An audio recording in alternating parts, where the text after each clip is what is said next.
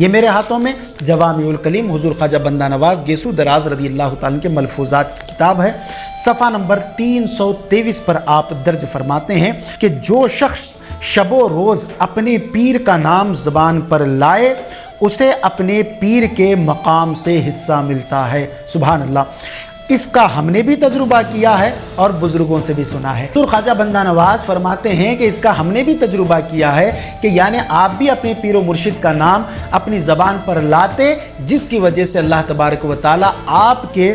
پیر کے مقام سے جو ہے آپ کو وہ برکتیں بھی جو ہے عطا فرماتا ان کے تصدق اور ان کے وسیلے سے۔ تو اپنے بزرگوں کے نام، اپنے مشائخین کے نام اور جو شجرے ہوتے ہیں وہ ضرور پڑھا کریں، اور اپنے پیر کے نام کا بھی جو ذکر ہے اس کو بھی جو ہے ہمیشہ کرتے رہا کریں، اس لیے کہ ان ناموں میں بھی اللہ تبارک و تعالیٰ نے بڑی برکتیں رکھی ہے، جس کو خود بندہ نواز گیسو دراز نے ذکر فرمایا ہے۔